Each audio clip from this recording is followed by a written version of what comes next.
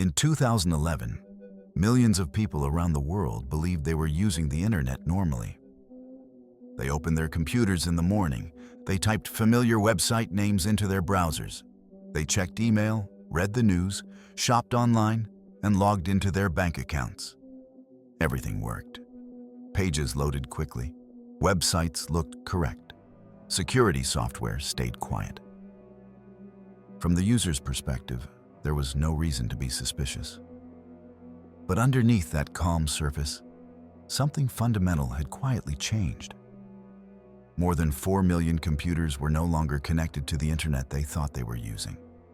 They were connected to a manipulated version of it. A shadow layer that redirected traffic invisibly, altered outcomes subtly, and harvested value without ever announcing its presence. This operation would later be known as the Ghost Click malware. And what made Ghost Click so dangerous wasn't how aggressively it infected machines. It was how carefully it avoided being seen. To understand why Ghost Click worked so well, you have to understand something most users never think about. DNS, the domain name system. DNS is the translation layer between humans and machines. People use names. Computers use numbers. When you type a website name into your browser, your computer doesn't know where that site actually lives. It sends a request to a DNS server and asks a simple question. What numerical address should I go to for this name? The DNS server responds, and your computer believes it. There is no warning, no confirmation, no backup check. If DNS gives the wrong answer, your computer follows it without hesitation. In the early 2000s, DNS was treated as background infrastructure. Stable, reliable, boring. Most home users never changed their DNS settings. Businesses inherited configurations that had been set years earlier. Routers shipped with default credentials and default DNS servers, and those defaults were rarely touched. DNS was invisible, and Ghost Click was designed to live in invisible places. The malware didn't need to announce itself. It didn't flood screens with pop-ups. It didn't slow computers down. It didn't hijack browsers in obvious ways. In fact, once Ghost Click finished its initial work, it barely needed to exist at all. Its goal was simple: change where DNS requests went. That single change was enough. The initial infections came from places users already trusted. Malicious advertisements embedded in legitimate websites, compromised download links, fake software updates that looked authentic, drive-by exploits targeting unpatched operating systems and browsers. Nothing dramatic, just enough access to run code once. On many Windows machines, Ghost Click modified the local DNS configuration so that instead of asking trusted DNS servers for directions, the computer began sending all DNS requests to servers controlled by the attackers. On other networks, the malware went after routers. This was even more powerful. If a router was compromised, every device behind it became affected instantly. Laptops, desktops, phones, tablets, smart TVs, all redirected silently, without installing any malware on them at all. Once the DNS settings were changed, Ghost Click didn't need to stay active. The redirection persisted even after reboots, even after antivirus scans. The infection could remove itself and still maintain control. That's where Ghost Click crossed from malware into infrastructure manipulation. Because from that moment on, the internet itself became the delivery mechanism. But Ghost Click didn't abuse that power recklessly. Most of the time, the malicious DNS servers behaved exactly like legitimate ones. When a user typed a website address, the DNS server returned the correct answer. The site loaded normally. Search engines worked, email worked, social networks worked. That was deliberate. Noise attracts attention. Silence builds trust. Ghost Click only intervened when there was something to gain. When a user visited a shopping website, The DNS response might quietly route the browser through an affiliate tracking server before landing on the real page. The page looked identical. The purchase completed successfully. The user never noticed. But money changed hands. When users searched for software, download links were sometimes altered. The site still appeared legitimate. The installer still worked. But control was preserved. Advertising traffic was quietly manipulated. Ads were replaced. Clicks were counted. Revenue flowed. From the user's perspective, nothing ever broke. The browser address bar showed the expected website name. The design matched expectations. The experience felt normal. This wasn't phishing. This wasn't impersonation. This was reality being bent just enough to extract value without raising suspicion. In more aggressive cases, GhostClick interfered with security itself. Antivirus update servers were redirected. Security tools failed to download new definitions.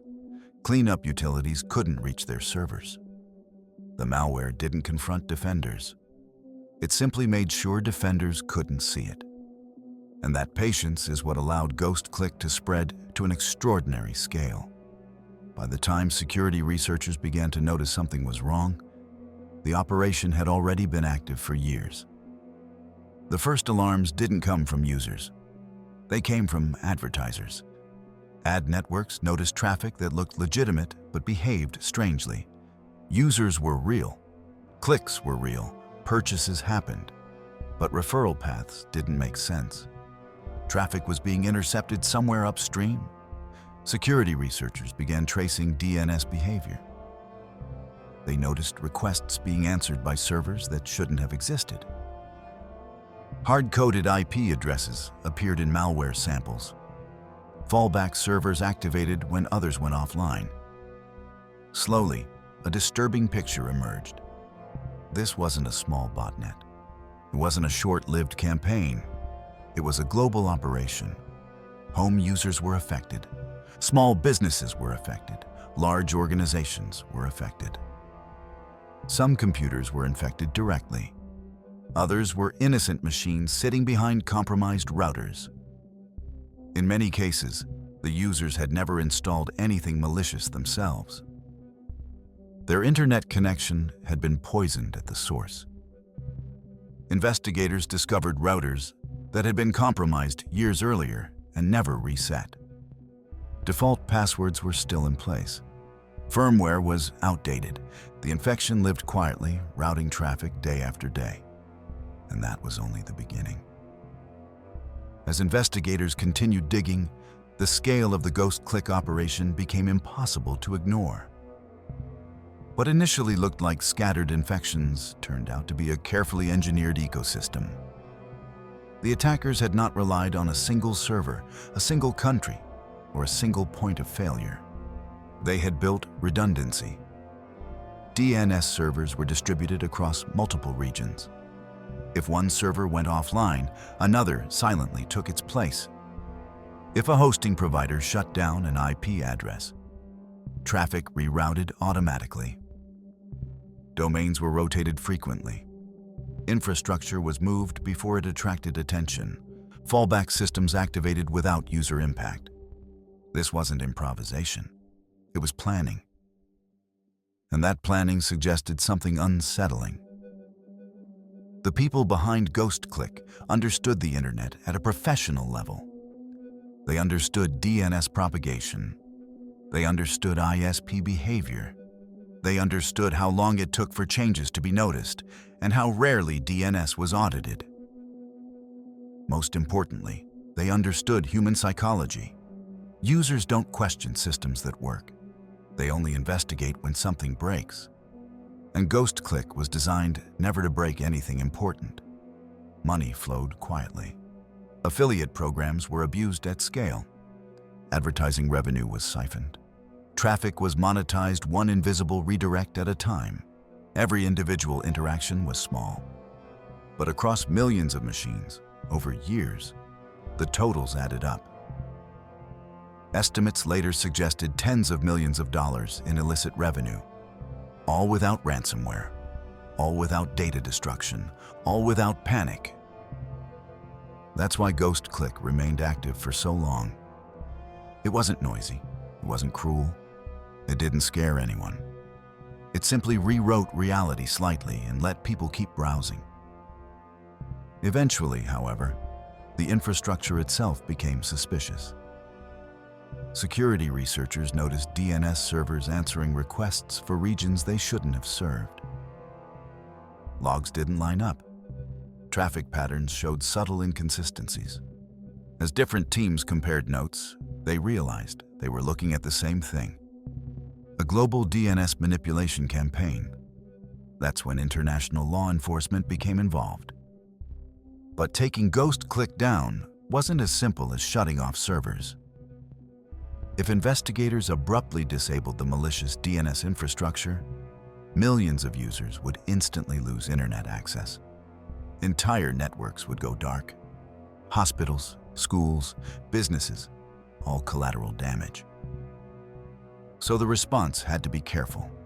Instead of removing the malicious DNS servers immediately, investigators replaced them. The servers stayed online, but the responses changed. DNS queries were now answered correctly. Users continued browsing normally, unaware that anything had changed. Behind the scenes, cleanup efforts accelerated. ISPs were notified. Router manufacturers were contacted. Firmware updates were issued. Security companies released tools designed to detect altered DNS configurations. Slowly, the infected population shrank. But even then, GhostClick didn't fully disappear. Some routers were never updated. Some users never ran cleanup tools. Some networks stayed compromised quietly for years. That was the final lesson of GhostClick. The internet's most dangerous weaknesses aren't flashy. They're boring. They live in assumptions that infrastructure will behave. Assumptions that defaults are safe. Assumptions that no one would bother manipulating something so fundamental. GhostClick proved those assumptions wrong. It showed that you don't need to control computers to control outcomes. You only need to control directions, where people think they're going, what they think they're seeing. DNS isn't visible.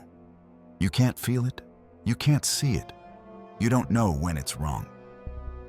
And that's what made GhostClick so powerful. It didn't hijack machines. It hijacked belief. Today, DNS security is stronger than it was in 2011. There are protections. There are audits. There are safeguards that didn't exist then. But the core lesson remains. Every system that works quietly can be abused quietly. Every invisible layer is an opportunity. GhostClick didn't announce itself to the world. It didn't demand attention. It simply operated in the background, bending reality just enough to profit. And for years, no one noticed.